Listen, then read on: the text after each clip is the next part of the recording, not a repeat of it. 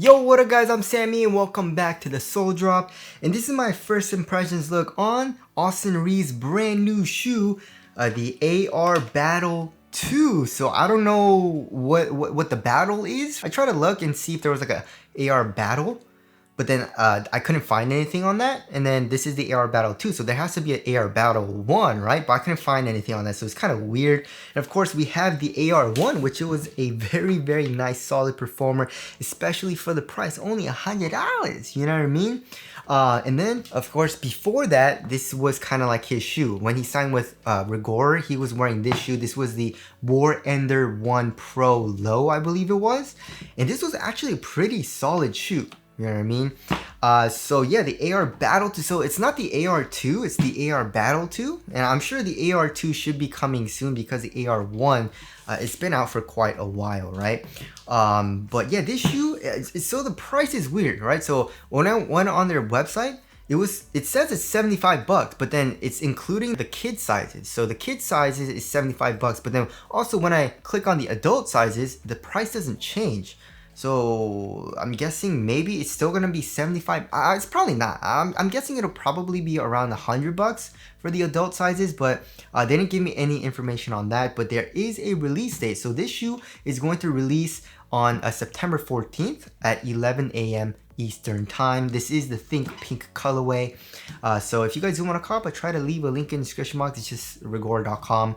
But let's get it started off with the traction. So this traction pattern, actually it kind of reminds me of the Kyrie 4. You guys remember the traction pattern from the Kyrie 4 with like this wiggly line? That's what it kind of reminds me of. It's like a very wavy herringbone traction pattern. And yeah, so how does the traction feel? It feels really freaking good so far. I mean, there's a nice bite on my wood floors right now, and of course it's just my wood floors. It's not, I haven't played in these yet, so it's just for my first impressions, but it's feeling pretty good, right? And also there is a pretty loud squeak. It's not super loud, it's not super high pitched, but it does have a nice squeak, which is very nice. It also has nothing to do with performance, but I'm just letting the hoopers that like to have a squeak in their hoop shoes know that this shoe has a pretty nice loud squeak.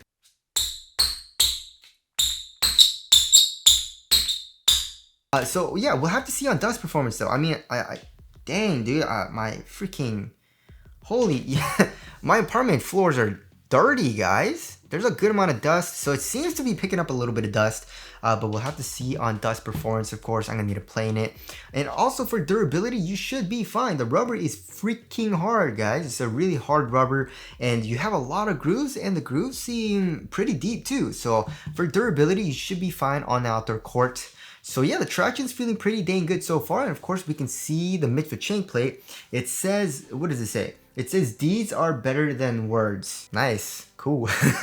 And also here in the heel, it says control what you can. It's nice. That's cool. And also, if you guys didn't know, the AR1 had phenomenal traction, like one of the best tractions of last year and also this year too. You know, it's just amazing traction. So yeah, I don't know what Rigorer is doing with the rubber outsole compounds, but they're very nice, right? So, and then moving on to the heel to toe transition, it does feel pretty nice so far, but we'll get into the weight distribution in weight. But here in the heel, we have a nice kind of like curved shape, but this cushion is pretty caged with this rubber outsole, right? And it is kind of stiff. Like when I try to press it, it doesn't really compress that much.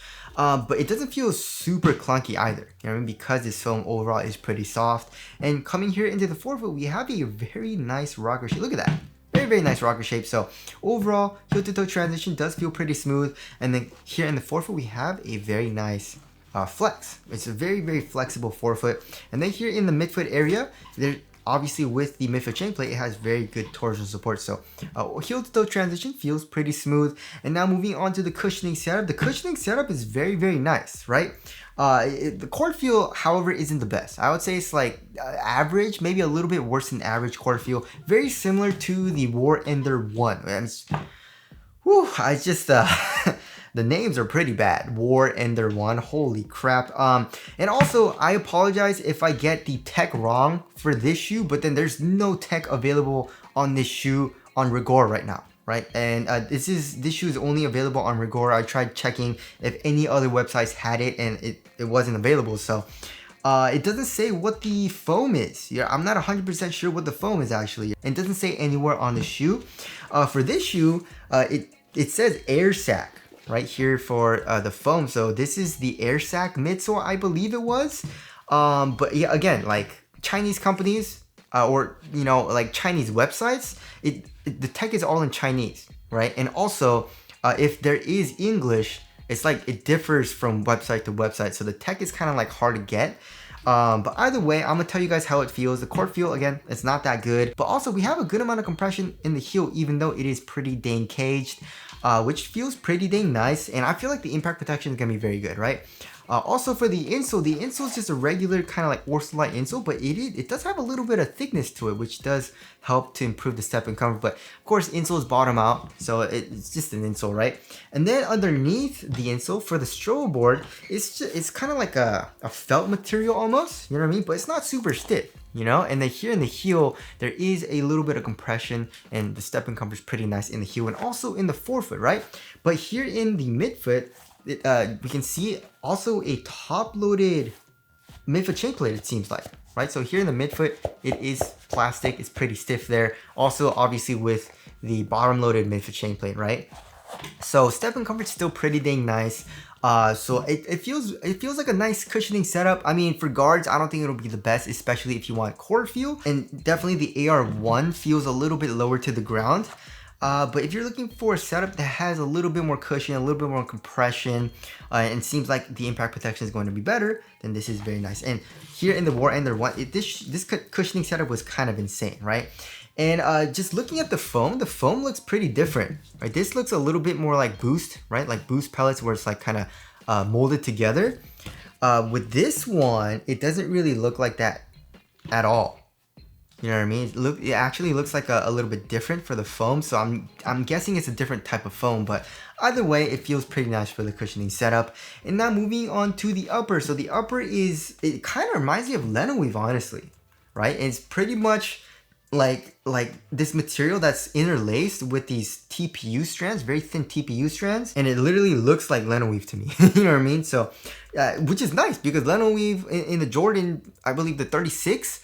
It was like a $200 shoe, $180 shoe, and this shoe is like pretty dang cheap. It's a lot cheaper, you know? So yeah, here in the toe box, it's really thin, but around the toe box, we have a good amount of fuse, which does add for nice support and durability, but also it's pretty dang breathable, right? Here in the toe box and also on the lateral and medial side of the shoe. For the tongue, we have pretty minimal padding. It's not super nice. It's also a half booty construction tongue, giving you a better overall one-to-one fit. And then here in the ankle area, we also have very minimal padding too, which it doesn't feel super nice. And also for the quality of the upper, especially for like these synthetic panels, it's not that nice either, you know what I mean? So that kind of sucks, but it's a pretty cheap shoe, so you can't really complain, I guess. And now moving on to the fit, I went true to size, and this shoe fits me pretty dang well. It's like a normal fit. It's not super duper snug, but it's not very roomy either, which I like. So for the length, I'm good to go. There's a little bit of length, but going true to size is fine with me. And here in the toe box, it's not super snug, but also not super roomy, you know, which is nice. But I definitely feel like this Lenoweave material will probably expand a little bit and get a little bit roomier once I break it in. But also, it feels pretty stiff and a little bit more supportive here in the midfoot, which is a great thing. And also a little bit more snug here in the midfoot too, you know? So the overall fit, if you want a nice snug fit, then you should be fine going true to size. Also for the width, I would say it is actually a little wide, which I think, you know, wide footers, you would like that a lot more. So there is the fit there. Moving on to the support and lockdown, it feels like it'll be pretty good, right? So here in the forefoot for lateral containment, we have the fuse coming up, acting as a sidewall. And also we have the most prominent feature on this shoe, which is this plastic piece, right? It starts here in the midfoot and goes all the way with this curve into the heel. We have some hearts and also the Rigorer logo. So yeah, I mean, we also have an internal TPU heel counter, so lateral containment, you should be fine. A lateral stability also, I mean, we have a pretty wide base, right? It's not a crazy outrigger, but it does protrude out a little bit. So lateral stability feels pretty good. And, you know, I'm not really experiencing any type of heel slippage or anything like that right now. So overall, it does feel nice for support and lockdown. And now moving on to the weight of the shoe, that's something that I'm a little bit worried about. This shoe feels pretty dang heavy, right? So it comes in at only 12.75 ounces, which is kind of crazy. Let's check the other shoe. 12.9 12.9 ounces, so average around 12.8 ounces, right? So it's a little bit heavier than average. The average weight of my shoes is around 12.5 ounces, so yeah, it's not even that heavy, but it feels heavy. Or it feels like bulky a little bit, you know, not for the upper, but like for the cushion, like it feels very bottom heavy, you know what I mean? So that kind of sucks, but it does feel like it'll be pretty responsive, however, because the traction does feel good and it doesn't feel like support is lacking or anything like that. So that's the only thing I don't like about the shoe. It just feels bulky, feels bottom heavy. And now moving on to the aesthetics, I like it, kind of, you know what I mean? Like I like some aspects about the design, but I don't know, it just looks kind of like basic and it looks like a cheap shoe to me, honestly. So tell us what you guys think of the aesthetics down in the comment section below. So wrapping things up, if this shoe actually is 75 bucks, which I doubt it's gonna be 75 bucks, but if it is, that's freaking insane. And this shoe feels pretty dang nice for only 75 bucks. If it's 100 bucks or around there, I still feel like it's pretty nice, but it does feel a little bit cheap, especially for the upper quality. But definitely does feel like an outdoor focus shoe, right? The very durable outsole, the very well cushioned midsole as well. And I definitely feel like it's a little bit more geared towards bigger dudes, and not for guards, but I definitely feel like guards can make this shoe work. But of course, we'll have to wait and see for the full performance review. But right now, it's feeling pretty good so far, you know? But anyways, that about concludes my first impressions look on the AR Battle 2. Again, if you guys want to copy, try to leave a link in the description box, but that's it. Thank you guys for watching, and I'll see you guys in the next one.